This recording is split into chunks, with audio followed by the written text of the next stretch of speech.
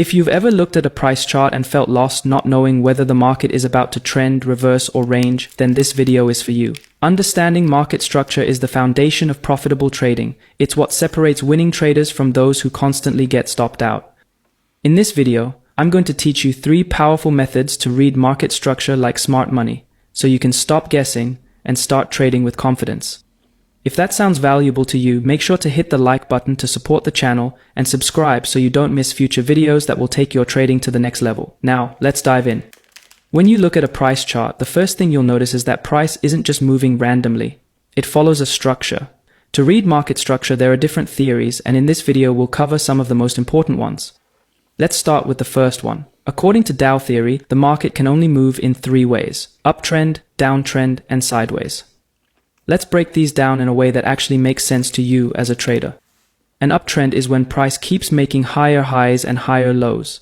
Think of it like climbing a staircase. Each step higher shows that buyers are in control, pushing the market up. The logic behind this is simple. Demand outweighs supply. Buyers are willing to pay higher prices, and sellers aren't strong enough to stop them. In an uptrend, price moves in 2 phases. First, we have the impulsive move, where buyers push the market higher, creating a strong upward movement. Then comes the retracement move, a temporary pullback as traders take profits before the next leg up. A downtrend is just the opposite. It's like walking down an escalator that's going faster than you expected. Price keeps making lower highs and lower lows, meaning sellers are stronger than buyers. A downtrend follows the same structure as an uptrend, but in reverse. It consists of 2 key movements. Impulsive move, a strong drop where sellers dominate. Retracement move, a temporary pullback before price continues lower. Now, here's where most traders make mistakes. The sideways market. It's the phase where price moves between flat highs and flat lows, meaning buyers and sellers are evenly matched. This is the waiting game phase, where the market is gathering energy for the next big move. Think of it like a tug of war. Buyers pull, then sellers pull, but neither side wins. The key to trading a sideways market isn't chasing breakouts too early. It's waiting for confirmation of which side takes control. Now that you understand the 3 market movements, uptrend, downtrend, and range, there's a simple checklist you should go through every time you open your chart. Ask yourself, is the market trending up? Is the market trending down? Is the market ranging? This is your foundation. If you get this wrong, every trade decision that follows will be based on the wrong context. Let's look at an example. As you can see here, the market is trending up. So the next question is price in an impulsive move or a retracement move? This question is critical because if you know the answer, you make money.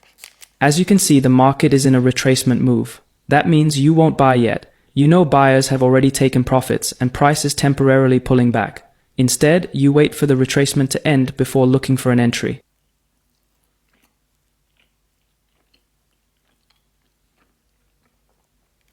Now, let's look at another example. This time, the market is trending down. So the first question to ask is price in an impulsive move or a retracement move? As you can see, the market is already in an impulsive move. That means a retracement move can happen if sellers decide to take profits and exit the market.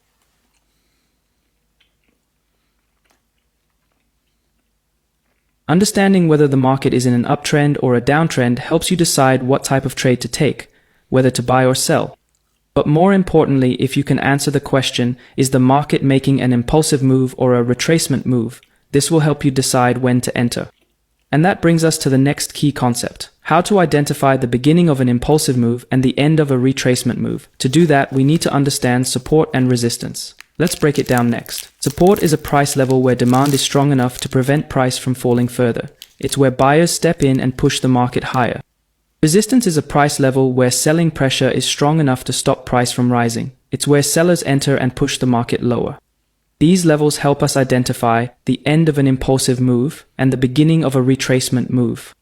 Now, let me give you an example. The market is in an uptrend, forming higher highs and higher lows. As price moves higher, it eventually reaches a resistance level, a zone where sellers start stepping in. At this point, traders who bought earlier begin to take profits and new sellers enter, anticipating a reversal. At resistance, the market starts showing signs of weakness. Price slows down, candlestick wicks form, indicating rejection. This signals that the impulsive move may be ending and a retracement move is likely to begin. Once price starts pulling back, we now focus on identifying where the retracement might end. A logical area is a previous resistance level that now acts as support. At support, buyers step back in, and the next impulsive move begins. This is where traders look for buying opportunities to rejoin the trend. Look at another chart example. The market is now in a downtrend, forming lower highs and lower lows. As price moves lower, it eventually reaches a support level where some sellers take profits and buyers attempt to push price higher. At support, the market starts showing signs of temporary relief. Price slows down, bullish rejection wicks appear. This suggests that the impulsive move may be ending and a retracement move is about to begin. As price retraces higher, we look for the next resistance level, a previous support level that may now act as resistance. Once price reaches this resistance level, it breaks above but then closes back below, forming a clear liquidity sweep. This liquidity sweep signals the end of the retracement and the start of a new impulsive move. When the market is about to stop trending, it sends us a message in the form of chart patterns. These patterns are created by shifts in buying and selling pressure, and if you can recognize them early, you can anticipate trend reversals before they happen. The four main reversal patterns we'll cover are double top, head and shoulders, triple top, double bottom, and triple bottom. Let's start with an uptrend that reverses into a downtrend with a double top pattern. The market is in a strong uptrend, forming higher highs and higher lows. Buyers are in control, and impulsive moves are stronger than retracement moves. Price makes a new high, then retraces, finding support at a higher low. Buyers step back in and push price up again. Instead of breaking above the previous high, price reaches the same resistance level but fails to go higher. This creates the second peak of the double top pattern. The fact that price fails to make a new high tells us buyers are losing strength. Sellers are stepping in earlier. The uptrend is weakening. When price breaks below the previous low, the double top is confirmed, signaling a potential downtrend. What this tells us about market structure. The market was trending up, but buyers failed twice to push higher. This shift in power marks the transition from an uptrend to a downtrend. Look at another chart example. The market is in a steady uptrend, making higher highs and higher lows. Buyers are in control, and every pullback is being bought up. Price moves up, forms a high, then retraces, finding support. The market pushes higher, forming a new higher high. But here's the problem. This breakout lacks strong momentum. Selling pressure kicks in aggressively, causing a deeper retracement. The market attempts to push higher again, but this time it struggles to break past the previous high. Instead, price stalls near the level of the left shoulder, forming the right shoulder.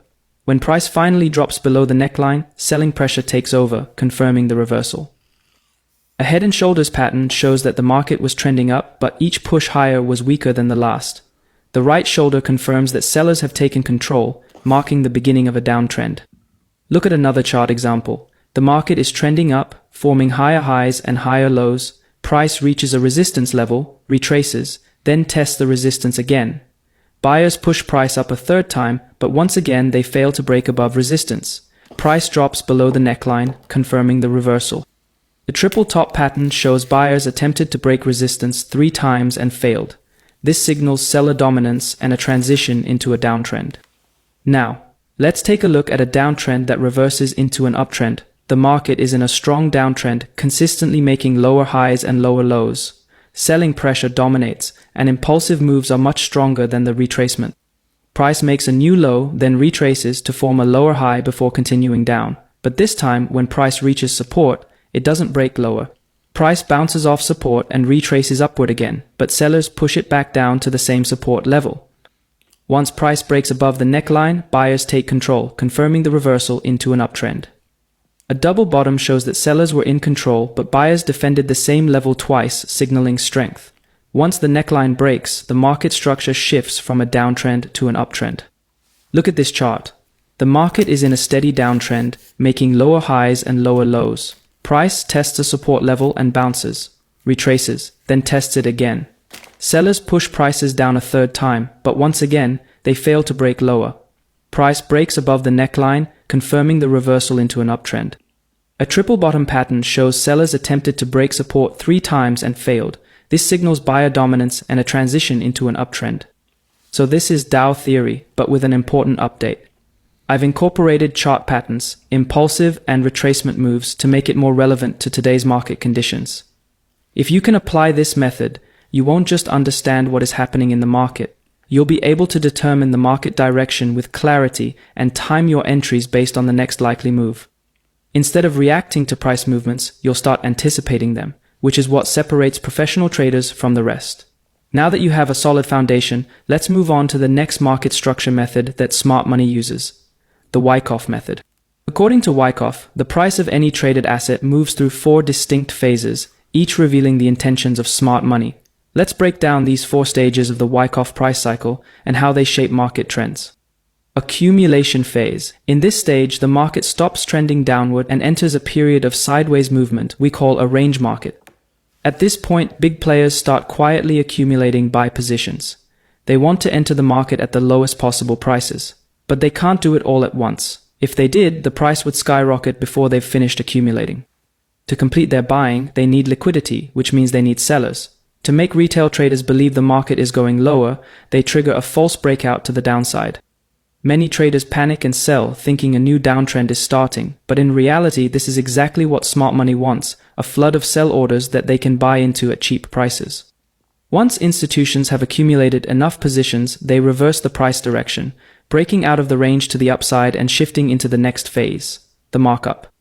During this period, price starts forming higher highs and higher lows, a clear sign that buyers are in control. The breakout attracts more buyers, including retail traders who missed the accumulation phase. Momentum builds up, fueled by positive sentiment, economic news, or technical breakouts. During this stage, many traders rush to buy, not realizing that the best time to enter was during accumulation, when smart money was buying at the lowest prices. After a prolonged uptrend, the market starts to slow down and move sideways again, this time forming a range at the top of the trend. At this stage, institutions start selling off their positions. Retail traders, seeing the recent uptrend, continue buying, thinking the market will keep going up. Price struggles to break higher, forming equal highs or a tight range. Why don't institutions just sell everything at once? Unlike retail traders, banks and hedge funds manage massive amounts of money. If they sold all at once, it would cause a sharp drop in price, leading to losses on their remaining positions. Instead, they exit their trades gradually, distributing their holdings to late buyers who are still optimistic about the uptrend. Just like in the accumulation phase, smart money sets traps before fully committing to the markdown phase. They might allow one last push upward, making it look like the uptrend is resuming, just enough to lure in more buyers. Then, once they've trapped enough long traders, they aggressively sell off, breaking below key support levels and accelerating the downtrend. So the market shifts in to the next phase, which is the market down. Now, let's analyze a real chart example and see how we can read market structure using the Wyckoff method. First, we have the accumulation phase. As you can see here, the market was moving sideways, indicating that buyers were accumulating positions to prepare for an upward move. But before the real breakout happens, notice what occurs at the support level, a false breakout. This false breakout is called a spring. It's a liquidity sweep designed to hunt stop losses and trap sellers who think the market is about to break down. However, instead of continuing lower, the market closes back inside the range, signaling that smart money is absorbing liquidity before the real move begins. Right after that, the market explodes upward, confirming the start of the next phase. Now we enter the markup phase. This is where buyers take full control of the market, pushing prices higher. The trend is strong, momentum builds, and traders who recognize this phase early can ride the trend with confidence. But trends don't last forever. Eventually, buyers stop pushing higher. Why? Because they start selling their positions to take profits. This leads to the distribution phase. In this phase, buyers begin to sell gradually, but instead of exiting all at once, they create liquidity traps to maximize profits. A liquidity sweep at resistance occurs, triggering stop losses and trapping new buyers who are still optimistic. The market closes back inside the range, just like in the accumulation phase, but this time, it signals that the uptrend is weakening. When the support level finally breaks, the market transitions into the final phase. Now, the markdown phase begins. With smart money out of the market, selling pressure dominates and price starts to fall. And look at what happens next. The market drops exactly as expected. By applying the Wyckoff method, you can read the market with precision. Is the market accumulating? Is the market in markup? Is the market distributing? Or is the market in markdown? If you can identify where the market is in this cycle, you'll know exactly what to do, when to enter, when to exit, and when to avoid getting trapped. Now that you understand how to read market structure like smart money, it's time to apply it to your charts.